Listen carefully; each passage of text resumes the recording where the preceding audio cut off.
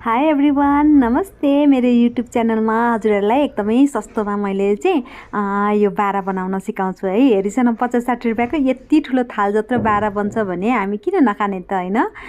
यस्तो मिठो बारा बनाउनलाई सुरुमा त हामीलाई मुङको दाल चाहिन्छ हैन। कालो दालको पनि हुन्छ, तर कालो दाल अलिक हेभी हुने हुनाले चाहिँ मैले बोक्रै सुद्धाको मुङको दाल लिएको छु। त्यसलाई रातभरि भिजाएर चाहिँ भोलिपल्ट यसलाई चाहिँ सबै पानी निथरेर चाहिँ मैले यसलाई मिक्स जारमा हाल्छु हैन। मिक्स जारमा त अब यो दाल त दालमा के हालिन्छ भन्दाखेरि हजुरहरूले चाहिँ यो बारा खानको लागि यो लसुनको स्लाइस हैन, अनि रातो सुकेको खुर्सानी, अदुवा हालिदियो। त्यसपछि नुन स्वादअनुसार हालिदियो हैन। अनि हालिसकेपछि पानी नहालिकन हजुरहरूले चाहिँ यसलाई चाहिँ मिक्स जारमा चाहिँ ग्राइन्ड गर्नुपर्ने हुन्छ। अनि यो ग्राइन्ड गरिसकेपछि हजुरहरूले हैन अब यता के छ त, हामीले प्यान बसाउने। हेर्छ त मिक्स जारमा यी मैले यतिको ग्राइन्ड गरेँ, मजाले पिसेँ हैन। पिसेको छ। त्यसपछि मैले यता प्यान बसाइसकेँ अनि तेल हालेँ। तेल चाहिँ अलिकति 1-2 चम्चा हाल्नुपर्ने हुन्छ। त्यसपछि हेर्छ आफैले हैन ट्याप ट्याप ट्याप ट्याप पारेर यसलाई चाहिँ जति सक्दो फिजाउँदै जाने हैन। फिजाउँदा अलिक अप्ठ्यारो हुने हुनाले चाहिँ हजुरहरूले चाहिँ माथिबाट हल्का पानी, थोरै पानी यसरी राखेर हैन छम्केर चाहिँ अनि यसलाई चाहिँ बढाउँदै साइज बढाउँदै गइस्यो है।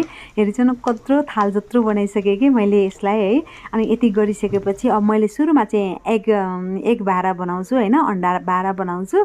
यतिको फिजारिसकेपछि चाहिँ यो एकदमै मजाले अब अन्डा यसमा राख्नलाई मिल्यो हैन। यसलाई नै पल्टाएर खाँदा भेज बारा भयो भने मैले चाहिँ यो सुरुमा चाहिँ मैले अन्डा बारा बनाएँ हैन। अनि अन्डा 2टा फोडेर हालेँ। अब किन्दाखेरि एउटा मात्रै अन्डा हुन्छ हैन। अब आफूले बनाउँदा त 2टा अन्डा भयो, जम्मा 15 रुपियाँ गोटाको अन्डा 30 रुपियाँ त भयो नि। दाल अलिकति कति 20 रुपियाँ त पर्यो होला नि हैन। अनि त्यसपछि अन्डा हालिसकेर एकछिन छोपिदिएर यसलाई सर्लक्कै पल्टाइदिएँ हेरी चाहिँ। अनि पल्टाइदिइसकेपछि हल्का छेउछेउमा अलिकति तेल फेरि लिएर राखेँ, किनभने तल पनि यो चाहिँ अलिकति बारामा चाहिँ अगाडिको साइडमा पनि तेल हाल्नु पर्यो, पछाडिको साइडमा पनि हाल्नुपर्ने हुन्छ क्या। त्यही भएर मैले यसरी तेल राखेँ हैन। राखिसकेपछि अब यसको खाने पालो आयो। हेर्नुहोस् है, यो पल्टिसक्यो है।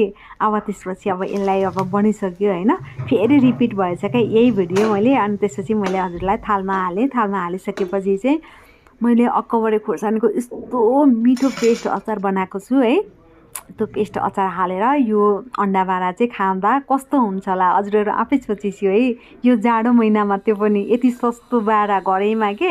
हजुरहरू पनि यसरी नै बनाउन मन लाग्यो भने सादा बारालाई पनि मैले सेम प्रोसेस गरेँ। अनि यसरी पछाडि पल्टाइसकेपछि यसरी तेल हालेँ हैन। हालिसकेपछि चाहिँ भेज पनि बनो। हजुरहरू पनि यसरी नै बनाएर खाइसेला है। एकदमै हेल्दी पनि, सस्तो पनि, मिठो पनि है त। Thank you. मेरो यो भिडियो हेरिदिएर मन पराइदिनुहोस्। Thank you.